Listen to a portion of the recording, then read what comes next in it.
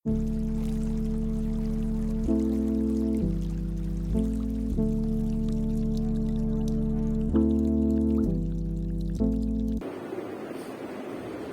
سبق کے شروع سے عورتوں کے متعلق حقوق بیان ہوئے تھے۔ رسول اکرم صلی اللہ علیہ وسلم جب اللہ رب العزت نے مبعوث فرمائے تو اس وقت عورتوں کے اسی طرح بچوں کے یتیموں کے بڑے جو ہے حق تلفی ہوتی تھی، اور لوگ یتیموں کے بچوں کے اور عورتوں کے حقوق کو ضائع کرتے تھے، ان کو حقوق نہیں دیتے تھے، بلکہ ان کا خود ساختہ قانون تھا کہ جو نہیں لڑ سکتا ان کو حق نہیں ملے گا، کہ بچوں نے کیا لڑنا ہے، عورتوں نے کیا لڑنا ہے، تو اس لیے ان کو حقوق نہیں مل سکتے۔ حالانکہ ان کے اس منطق کو سامنے رکھا جائے تو جو نہیں لڑ سکتا ان کو حق دینا چاہیے، جو لڑ سکتا ہے ان کو حق سے محروم کرنا چاہیے، اس لیے کہ وہ خود لڑ کر لے سکتا ہے، وہ زبردستی لے سکتا ہے، لیکن جو نہیں لے سکتے ان کو حق دینا چاہیے۔ قرآن مجید نے اس کو منع فرمایا، رد فرمایا کہ عورتوں کے جو حقوق، یعنی بعض حق ایسے تھے جائیداد کے معاملے میں، وراثت میں ان کو حصہ نہیں ملتا تھا، بعض حق ایسے تھے کہ بعض بچیاں ہوتی تھی یتیم، اور جیسے ان کے سرپرست جو ہے وہ تایا چاچا بنتے تھے، تو جب ان کا والد فوت ہوتا تھا اس کے بعد وہ یا تو خوبصورت ہوتی تھی یا بدصورت، یا خوبصورت ہوتی تھی مال ہوتا تھا ان کے پاس، یا بدصورت ہوتی تھی مال بھی نہیں ہوتا تھا یا ہوتا تھا، یعنی دو تین صورتیں ہیں اس کی۔ جب وہ خوبصورت ہوتی تھی تو پھر ان کی کوشش ہوتی تھی کہ ان کے ساتھ خود نکاح کرتے، وہ اس لیے کہ یہ مال کہیں اور نہ چلا جائے، ان کی جو جائیداد ہے، جو ان کے پاس مال ہے، جو پیسے ہیں، وہ کسی اور کے پاس نہ جائے، وہ میرے پاس گھر میں ہی رہے۔ یا اگر وہ بدصورت ہوتی تھی تو پھر وہ اس طرح کرتے تھے کہ ان کو آگے نکاح بھی نہیں کرنے دیتے تھے اور خود بھی ان کے ساتھ نکاح نہیں کرتے تھے، اور اسی طرح وہ جوان ہوتی پھر بوڑھی ہو جاتی پھر مر جاتی، اور اسی طرح ان کا یہ ایک رویہ تھا، ایک رسم تھا، ایک رواج تھا، ایک خود ساختہ قانون تھا۔ وہ اس لیے کرتے تھے کہ یہ مال حق سے باہر نہ جائے،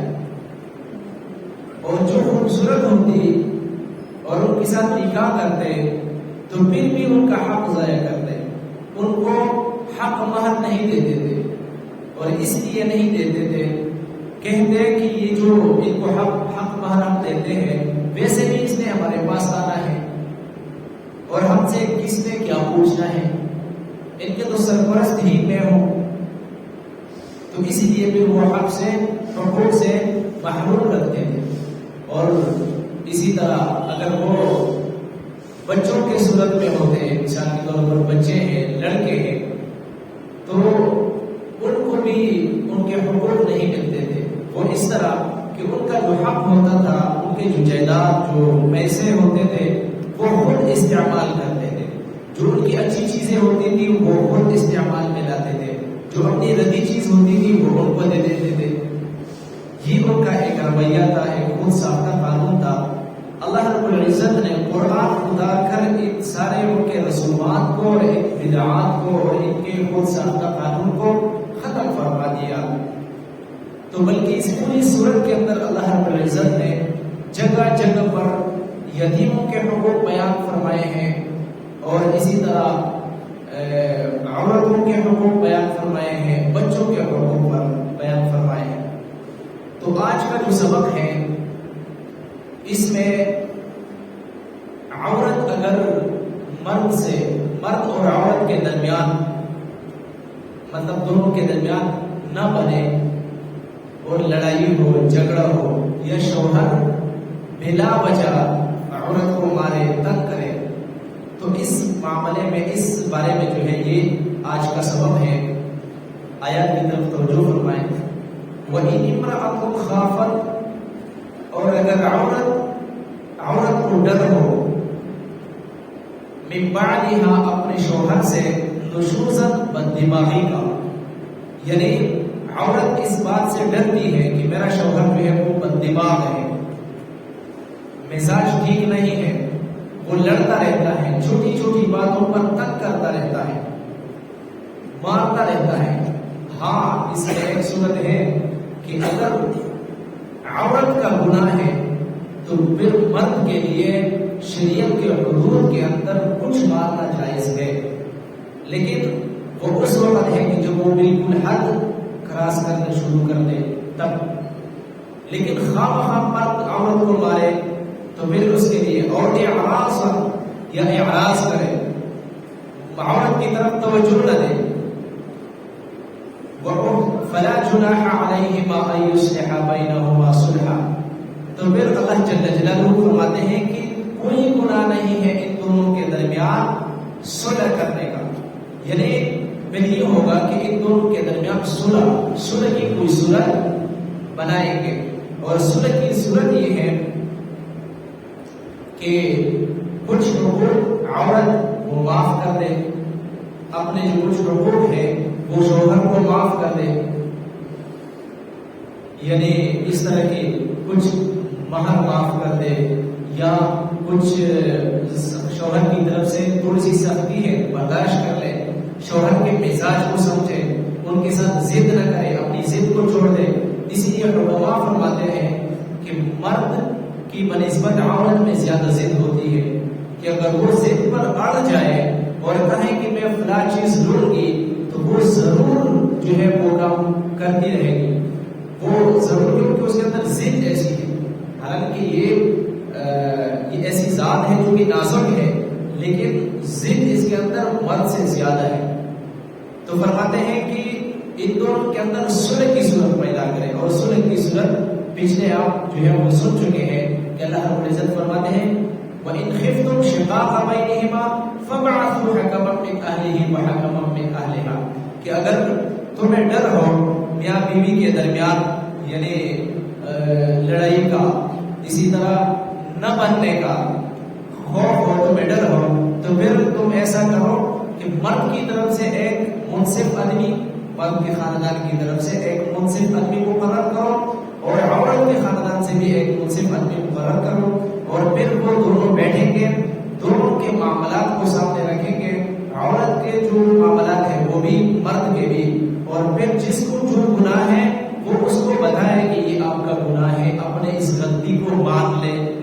اور اسی طرح مرد والا مرد کو کہیں گے، عورت والا عورت کو کہیں گے، اور پھر دونوں رضامندی سے دونوں کے درمیان صلح کریں گے۔ اسی لیے یہ صلح اس لیے تاکہ بات طلاق تک نہ پہنچ جائے، اسی لیے حدیث مبارکہ میں آتا ہے کہ تمام مباح چیزوں میں سب سے زیادہ، یعنی تمام ناپسندیدہ چیزوں میں اللہ جل جلالہ کو جو سب سے زیادہ ناپسند چیز ہے وہ طلاق ہے۔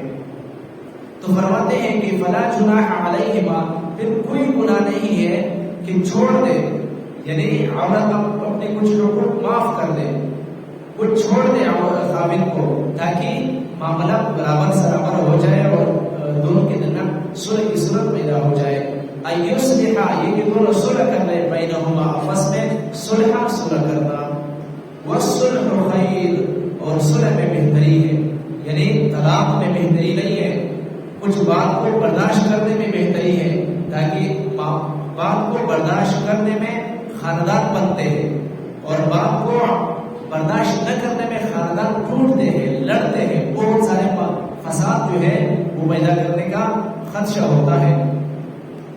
تو فرماتے ہیں وَأُحْضِرَتِ الْأَنفُسُ الشُّحَّ، کہ حاصل کیا گیا ہے جان کو بخل پر۔ مطلب یہ ہے کہ اکثر ایسا ہوتا ہے کہ مرد اور عورت کے درمیان معاملات چیزوں پر، یہ ایک فطرتی طور پر ہے، پیسہ جو ہے ہر شخص چاہتا ہے، چیز ہر شخص چاہتا ہے، اور اسی طرح کسی کی طرف سے تھوڑی سی زیادتی ہو جائے تو اگلا بندہ معاف نہیں کرتا، اور کہتا ہے کہ میں اپنا بدلہ لوں گا، میرا حق ہے، میں اپنا حق معاف نہیں کرتا، تو فرماتے ہیں کہ یہ بخل کے اندر جو ہے، یہ نفس کے اندر یہ بخل فطرتی طور پر ہے، لیکن کرنا کیا ہے کہ تم نیکی کرو ایک دوسرے کے ساتھ، معاف کر دو، کچھ لوگوں کو معاف کر دیں،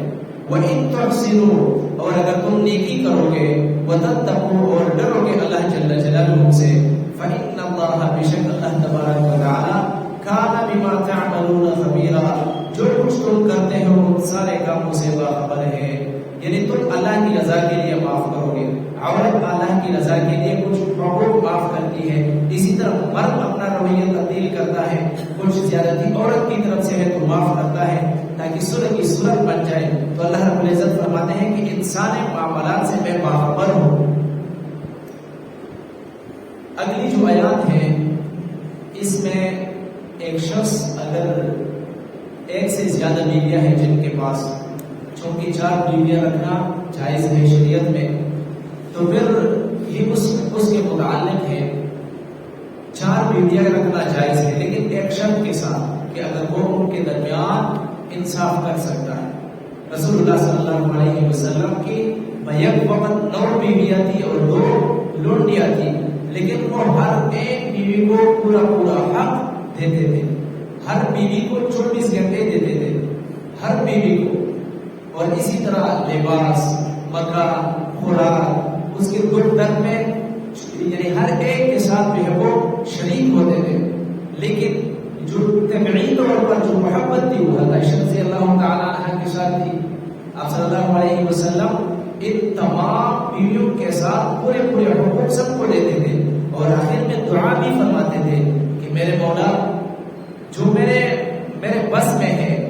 جو میرے قدرت میں ہے، جس پر میں قادر ہوں، اس میں تو میں سب کے ساتھ انصاف کرتا ہوں، لیکن جو میرے بس میں نہیں ہے، میرے اختیار میں نہیں ہے، میرے مولا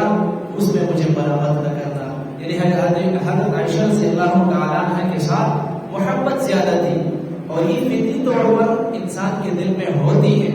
یہ نہیں ہو سکتا کہ سب کے ساتھ برابر ہو، یہ بالکل نہیں ہو سکتا۔ تو اللہ جل جلالہ فرماتے ہیں وَلَن تَسْتَطِيعُوا، اور ہرگز تم استطاعت نہیں رکھ سکتے، ان تعدلوا، یہ کہ تم عدل کرو، بین النساء، عورتوں کے درمیان، کس چیز میں؟ یعنی وَلَوْ حَرَصْتُمْ، اگرچہ تم حرص کرو، اگر تم چاہو بھی تو اپنی بیویوں کے درمیان محبت کرنے میں تم عدل نہیں کر سکتے، کیونکہ یہ چیز فطرتی طور پر ہے، ایک کے ساتھ میلان ہوگا۔ فَلَا تَمِيلُوا كُلَّ الْمَيْلِ، مت جھکو پوری طرح ایک کی طرف جھکنا، یعنی ایسا نہیں ہے، فطری طور پر محبت تو ایک کے ساتھ ہے، اس وقت مواخذہ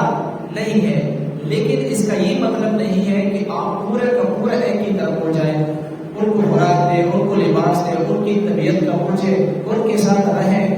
اور دوسرے کو لٹکائیں، دوسرے کا نہ پوچھیں۔ تو اللہ رب العزت فرماتے ہیں کہ ایسا بالکل مت کریں۔ فَتَذَرُوهَا كَالْمُعَلَّقَةِ، کہ تم چھوڑ دو اس کو کالمعلقہ، لٹکی ہوئی کی طرح، یعنی وہ اس کا آپ پوچھتے نہیں ہے، نہ نکاح سے الگ ہے اور نہ آپ کی زوجیت میں ہے، نہ وہ آپ سے خوش ہے نہ آپ چھوڑتے ہیں، تو وہ ایک لٹکی ہوئی ہوگی، جیسے بندہ قید میں ہوتا ہے، جیل میں ہوتا ہے۔ فرمایا کہ اس طرح تم اپنی بیویوں کے ساتھ رویہ مت کرو۔ وَإِن تُصْلِحُوا، اگر تم صلح کرو گے، وَتَتَّقُوا، اور اللہ جل جلالہ سے ڈرو گے، فَإِنَّ اللَّهَ، بشک اللہ تبارک و تعالی، كَانَ غَفُورًا رَحِيمًا، بخشنے والا مہربان ہے۔ اگلی آیات میں طلاق کے متعلق ہے کہ اگر کوئی شخص بالکل آخری حد تک میاں بیوی آپس میں یہاں تک پہنچ چکے ہیں کہ اب کوئی راستہ ہی نہیں ہے، تو پھر کیا؟ وَإِن يَتَفَرَّقَا، اگر تم تفریق کرو گے، یعنی الگ ہو گے، درمیان میں جدائی ہو جائے، یغنی اللہ، تو اللہ تبارک و تعالیٰ تمہیں غنی کر دیں گے، کل من سعتہ، ہر ایک کو اپنی وسعت سے، اپنی طاقت سے، اپنی قدرت سے، اپنی عطا سے۔ مطلب یہ ہے کہ طلاق دینا یہ آخری درجہ ہے، یعنی جب بالکل ہی معاملہ نہ سدھرے اور سارے حربے استعمال ہو جائے اور سارے حربے استعمال ہونے کے بعد بھی معاملہ صلح کی طرف نہ ہو تو پھر کیا کریں؟ جدائی ڈالیں، یعنی طلاق دے دے، اس کو اچھی طرح ان کو رخصت کریں. اور جب تم رخصت کرو گے تو مرد کے لیے بیویاں ہیں. اللہ جل جلالہ اپنی رخصت کا مطلب یہ ہے کہ مرد کے لیے بیویاں کون ہیں اور عورت کے لیے شوہر ہے. تو اللہ تبارک و تعالیٰ اپنی قدرت سے مرد کو عورت دیں گے اور عورت کو خامد دیں گے. وَكَانَ اللَّهُ، اور اللہ جل جلالہ ہے واسعاً، وسعت رکھنے والا، حکیمہ، حکمت رکھنے والا ہے.